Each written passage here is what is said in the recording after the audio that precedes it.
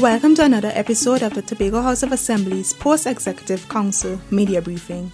This week, the Secretary of Education, Youth Affairs and Sport, and the Secretary of Health and Social Services addressed the media. The school repair program, as initially earlier indicated, ran this year, unfortunately, only for a 6-week period, and that truncated period was largely due to the availability of funds, an issue I think would have been highly circulated in terms of the shortage of funds from the central government, but we were able to, I think, albeit run a very successful program.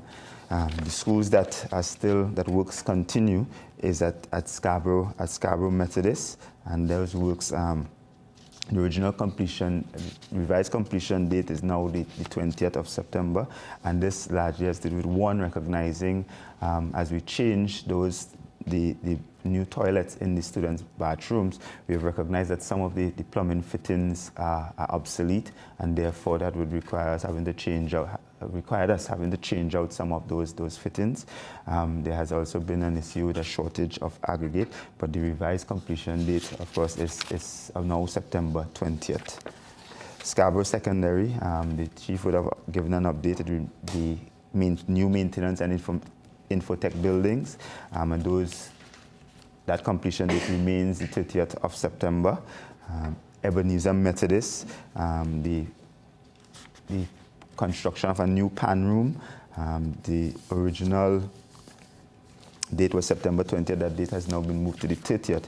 And the change has to do with one, of course, an issue with the materials, the aggregate, but more in particular, because of the location of this pan room at this school, it is upwind, and therefore, while at other schools, the pan rooms were able to be built with less acoustic materials, because this pan room at Ebenezer Methodist is upwind of the main building. It means that any practice going on will adversely affect the classes, and therefore we would have had to get additional materials to retrap the sound, and there would have been some delay in getting that additional material into Tobago to ensure that the acoustics was in order for this school. So as I said, the new date for the completion of the pan room at the Ebenezer Methodist is September 30th. At Lansford Methodist, the revised completion date is the 20th of the 9th. We have had to, because of some issues with aggregate, the tank stand that we were putting in and casting, that there would have been some delays in that. So the new date for the completion of the tank stand and the toilets is now the 20th of September. At Charlotteville Methodist, the new revised completion date has moved from the 12th to the 20th, and we are building new staff toilets, and again, this was impacted by the shortage in aggregates. In terms of visits to the schools and inspection of the quality of work, I have, over the last 2 weeks, along with school supervisors and members of PIU, visited all of our primary schools and all of our secondary schools to do inspection in terms of our readiness. We had a team out on the night before schools opened, which I think most of us remember was the night of the elections. We had a team out late on that Monday the 7th to do an inspection to ensure all our schools were in readiness. And I have done some inspections over the last couple of weeks. There are some areas that we recognize there's a need for improvement in terms of the quality of work, and we have pointed out those deficiencies out to the various contractors to have those necessary adjustments done in terms of where we see shortcomings in the work done at the varying schools. And there's an ongoing process between the school supervision and the varying principals to ensure that they communicate any issues that may arise during the defect liability period, to have those contractors address those issues. I also would want to announce a firm fixture, of course, in our life as education is our termly principals conference. And this term, the conference is under the theme Rekindling the Flame, Transforming Commitment into the Results. And it is to be held tomorrow, September 17th, at the Tobago Nutrition Cooperative from 8:30 a.m. to 3 p.m. The target group for this termly conference is principals, vice principals, and senior teachers. The conference affords school leaders and division heads a valuable forum for exploring critical issues relevant to the delivery of education education from a scholarly yet practical perspective. Sessions will include leading for literacy, foundation for numeracy, leading change in education, the role of the administrator, or meaning the school-based administrator. So of course, as I said, this is a conference that we have every term for our principals and senior teachers with a view to addressing critical issues related to the management of schools, the opportunity for motivating our senior administrators and management within our school system. I'd want to provide some information on our school safety programs.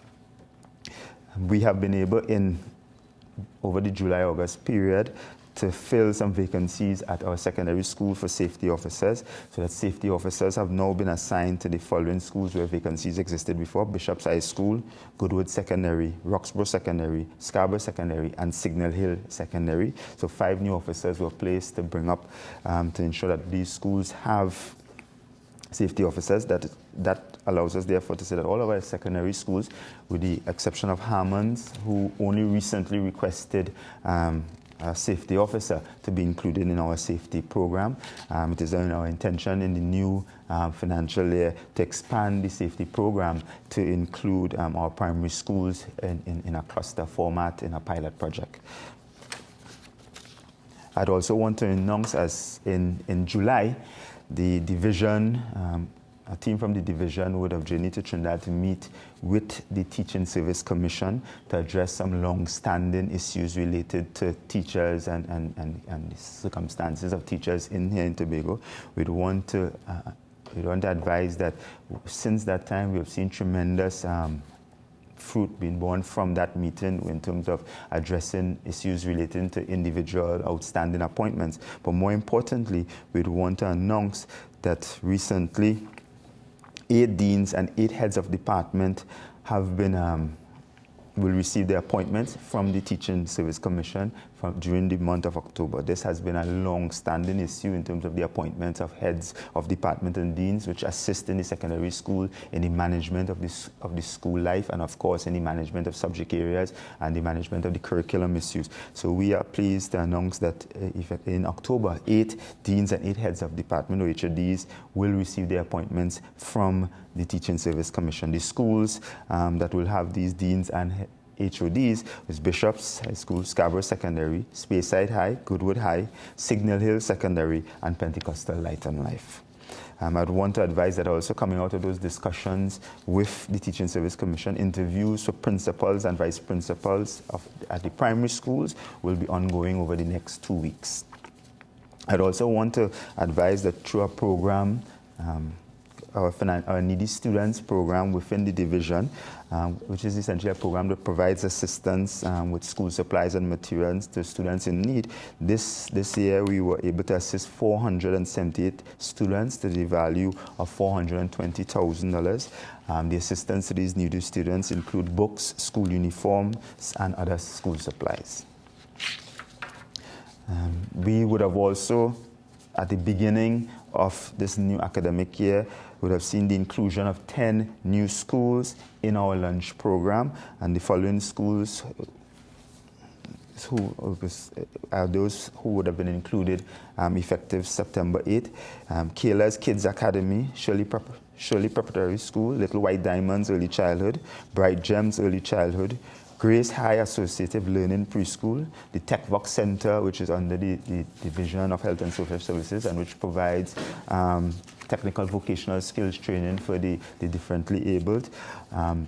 Allendes Preschool Academy, Little Hearts Kid Care and Learning Center, AJ's Family Cottage and Learning Center, and Bell Bell's Childcare Preschool. Of course, it has always been our mandate of the division to ensure all of our schools are included in this school-age children included in our school lunch program, and we're happy that we were able to include 10 new schools this year in the program. Of course, I think we are all aware that there is a situation with a drought and the water supply in Tobago at this point in time. The division has been in discussion with the Water and Sewage Authority, one, to ensure that schools are given priority when their water supply run low, and WASA, and we want to commend WASA and the staff and management here in Tobago for responding promptly when they receive calls for truck-borne supplies to be supplied to schools. Additionally, they have also very often ensured that the supplies through the pipe, that they are boosted to ensure that the schools receive regular supplies. So we are very happy and I'm thankful for WASA's support in this initiative. We're also working in conjunction with our principals and WASA with regards to ensuring not only there is an adequate supply, but to ensure that the existing supply is conserved and used wisely. Of course, we know schools and pipe left of leaks and such. We are working with them to ensure that we conserve the water and we minimize wastage.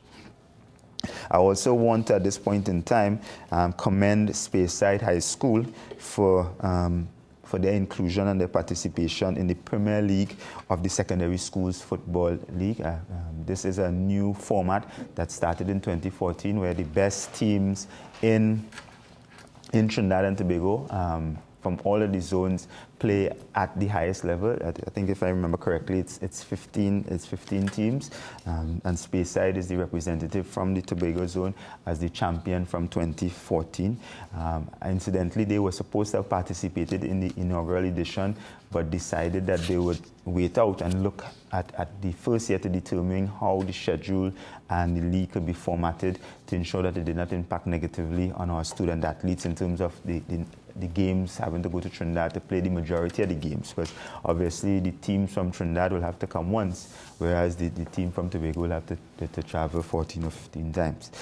So we want to, of course, commend and congratulate Speyside High School for their participation in the Premier League of the Secondary Schools Football League. And we want to, of course, wish them the best of luck. I know that their first two games, they had a draw at home versus Caripechaima, and their first away game last weekend against St. Augustine Senior Com, they lost 2-1. We, of course, want to wish them, they're on a bye during the midweek period, and then they have a game in Trinidad on Saturday. We, of course, want to wish them all the best. The division has provided support with regards to transportation and accommodation and uniforms to facilitate their participation in the league.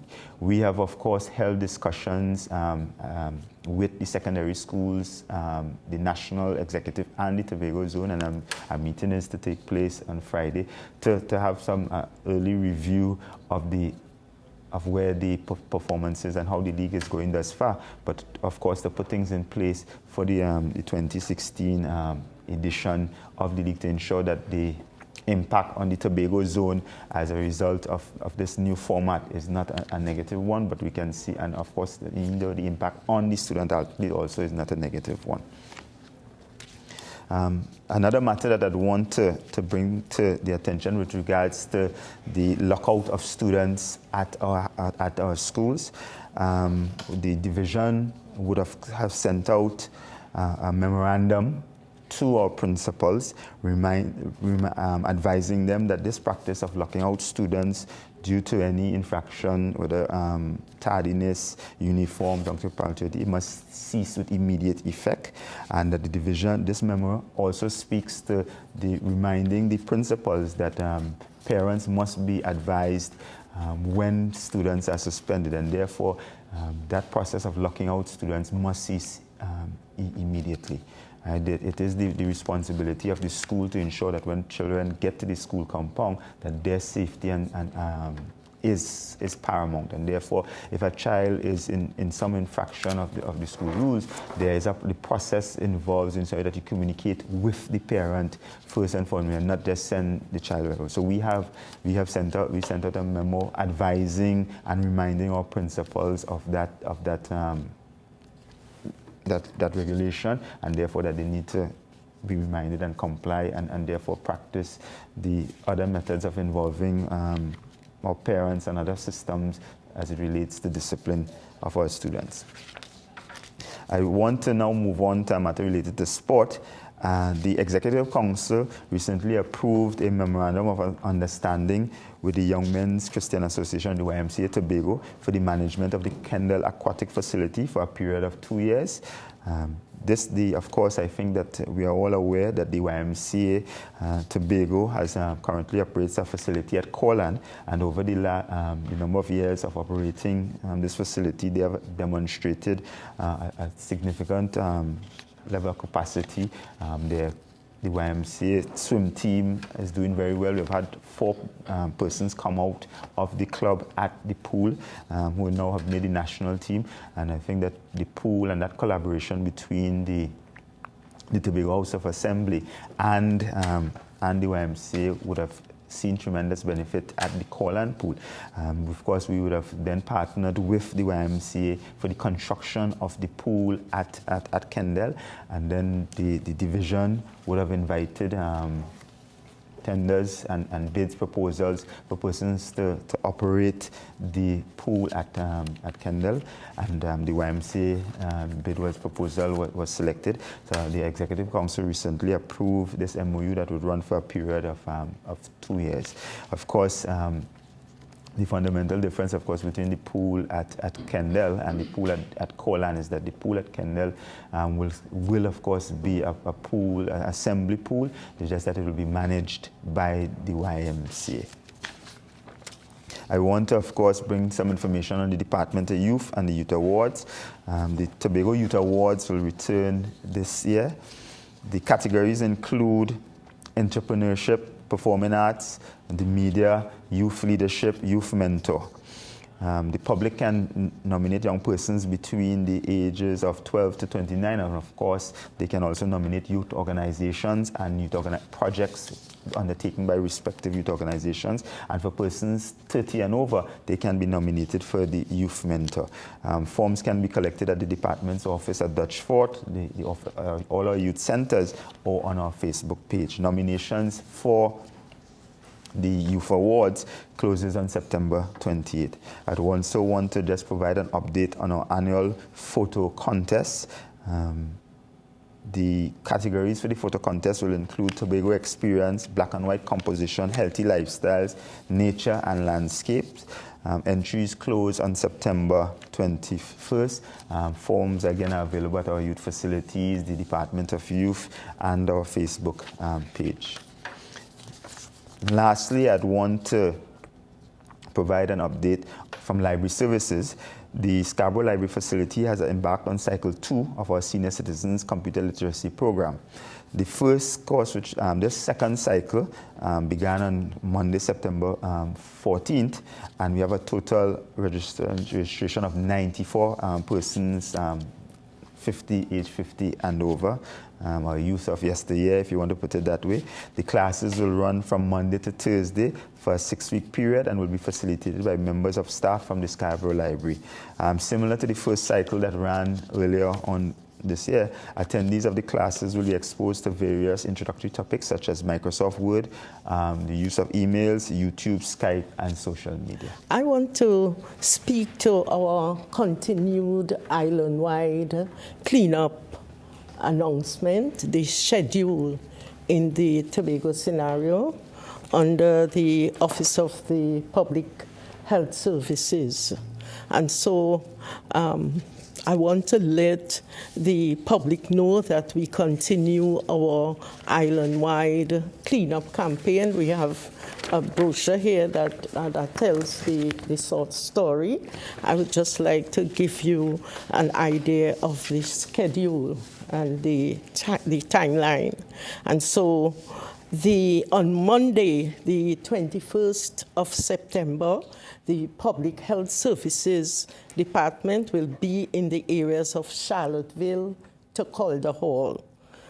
This includes all the areas within that scope, and all refuse will be collected, including stoves, fridges, galvanized, and other bulky materials. And we are asking the members of the public to ensure that the items are removed and to place them at the entrance on the the day before the collection. So we're saying in this case, Charlotteville to Calder Hall, we'll place it on the Sunday because we are removing the waste on the Monday, the 21st of September.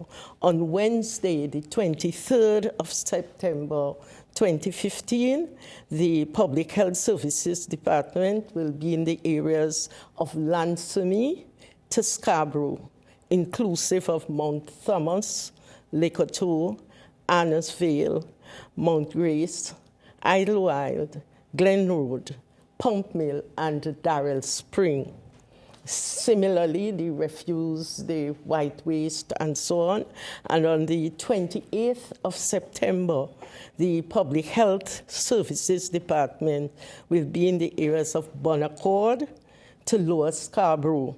This includes Wim, Shervan to Plymouth, inclusive of Buku, Bethel, Blackrock, Patience Hill, Signal Hill, and Spring Garden. We are encouraging the public, again, to bring their stoves, old stove, fridges, galvanized, and other bulky materials the day before collection. So in this case, it would be on Sunday, the 27th of September, for the areas of Bonaccord to Lower Scarborough. We want to say that in October, this is our Heritage Health Month, and therefore, in terms of the public health and garbage collection, we are working with our teams at this time to roll out our waste management plan in the month of October. So during the whole month of October, we are rolling out our public health and our environmental health and health plan. So at this time, we are collaborating with the police service to treat with the enforcement of the Litter Act. We are collaborating with the Division of Community Development and Culture to treat with litter education in the communities, as well as to meet with the village councils and the community councils and other stakeholders to discuss the issue of community bins. Community bins have been a very emotional aspect of our people out there in the community. Where to place these bins, do we place the bins, and so on. And so we are working with the people in the community to really work with us and advise as to the best place in the community, if that has to happen, where we would place those community bins. We are at this time collaborating with the Division of Education, Youth Affairs and Sport to engage our students, all the schools, in litter education, as well as to treat with a special recycling program for garbage collection in all schools. And so we're starting with the schools. We feel very strongly that if we start with the schools will go home and inform their families and so on, as well as to really inculcate and instill with them the whole issue of litter, of taking responsibility for litter. I remember at school, we would say bits of paper lying on the floor makes the place untidy. Pick them up, and it guides how we deal with our litter. And so we want to move in that direction. We also engaging the students through speech band and jingle contests to come up with the kind of information and how to articulate this message under the theme, let's do it, keep litter away. And so we are working on that theme with our schools and our community to really treat with the management of our waste out there in the community. We are also piloting a recycling program at Darrell Spring and the environs in terms of managing this program in the community and then to roll it off to the rest of the island. We are also treating with tourism with the Division of Tourism and Transportation in keeping with their need to keep the island clean and green. And so we are working in collaboration with the Division of Tourism. We are also working with the environmental section and also with the Division of Agriculture, Marine Affairs, Marketing, and the environment, as well as the Division of Infrastructure and Public Utilities, because we think that waste management is everybody's business. And we are engaging everyone in rolling out our plan. So in October, we'll be able to give you a schedule of all of these events that will take place during the month of October. In addition, we are rolling out the increased contractors for garbage collection on the island. So we see that the issue of garbage collection would really be a thing of the past. We will take full responsibility, all of us. We expect everyone to take responsibility in waste management on the island and to ensure that we keep our island very, very clean. Did the program stop, or were safety officers absent at the schools and now being reintroduced? No. We had vacancies. Different schools had, you're supposed to have 2, and a school might have been categorized to have 3, so there were some vacancies, and we were able to ensure that we filled those vacancies with those additional officers. So all the schools had maybe 1, some had 2, but there were some vacancies that existed to ensure that the schools had their full complement, and that is what we were able to do, and we just now have to fill that recent request from Hammonds High School. Who is responsible for hiring the safety officers? Is it the Division of Education, Youth Affairs and Sport, and of course through the THAS. Right, and could you tell me the criteria? Well, both the person, some involve some background in health and safety, some background in public safety law and law enforcement, some experience in that area is some of the criteria that is looked for in the persons who are selected as safety officers, because they're not health and safety officers in terms of, OSHA. They're safety officers as it relates to crowd control, discipline issues, assisting in managing student behavior and ensuring that generally the school environment is a safe one in terms of issues that may relate to fights and violence, those kinds of issues. Thank you. And Mrs. Groom-Duke, you mentioned enforcing the Litter Act. Now we've seen the signs all over: no litter, you pay a fine. What is the status now with that law? Has anybody ever been prosecuted for littering? Well, I know that the police service members, police officers, have taken people to court. They have paid. I know of one situation where they paid $1,000. Nonetheless, this is a part of the act that we need to put a lot more effort into. As a matter of fact, the act speaks to litter wardens, which we will develop. But first, before we start talking about litter wardens, we need to roll out for the people of Tobago the whole information, the education on litter in terms of what is expected of them, what the law requires. We make sure we have the receptacles and so on in place so people know where to store their garbage and so on, and then we bring the litter wardens in place. But that is part of the responsibility of the Litter Act, and we will, in the Tobago House of Assembly, do have litter wardens who will monitor and evaluate this element of it and help the police, because they will be precepted and they will work with the police in ensuring that we treat with this litter. Because you would see the signs and you would see garbage. I've seen it on Facebook, and we have been dealing with that. Nonetheless, that alone will not treat with. But we have to make it a part of our culture. We must make it a part of our way of life and instill within us that this is about our health. And therefore, we must be able to.